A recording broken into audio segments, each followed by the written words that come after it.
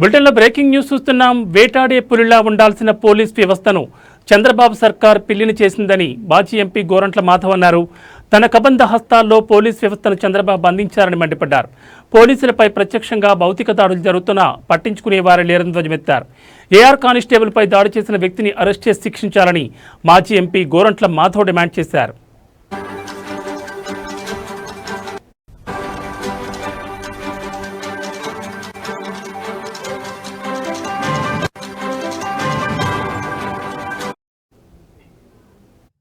Police ఉద్యోగం అనేది ఒక జన్ములకు వచ్చే ఉద్యోగంగా మనము భావించాలి. ఎందుకంటే హైట్ అనేది తల్లి గర్భంలోనే డిసైడ్ అవుతుంది. 5 అడుగులోనికో లేదా పొట్ట ఉన్నానుకో పోలీస్ ఉద్యోగం రాదు. ఇప్పుడు చంద్రబాబు నాయుడు ఆయన కొడుకును మంత్రిని చేసుకోవచ్చు, ఎమ్మెల్యేని చేసుకోవచ్చు, కానీ ఎస్ఐని చేసుకోలేడు, కానిస్టేబుల్ చేసుకోలేడు.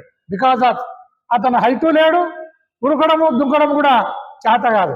దీన్ని పోలీసు వ్యవస్థ గుర్తుపెట్టుకోవాలి. ఇది మేము స్వయంగా అన్ని అర్హతలు కలిగి మేము సంపాదించిన ఉద్యోగం. ఇది మేము ఒక ప్రత్యేక లక్షణము, ప్రత్యేకమైన హోదా కలిగిన వారిని. మేము మాత్రమే ఈ సమాజంలో ఒక AK-47 SLR తుపాకునో భుజాన పెట్టుకుని నడి బజార్లో నడవగలుగుతాం. ఆ హక్కు ఈ సమాజంలో ఎవరికి కూడా కల్పించలేదు. ఈవెన్ ఎమ్మెల్యేలు, మంత్రులు, ముఖ్యమంత్రులు, ప్రధానమంత్రి కూడా తుపాకీని భుజం మీద పెట్టుకుని బాహాటంగా బజారెంట తిరగలేడు. ఒక కానిస్టేబుల్ మాత్రమే తిరగగలుగుతాడు.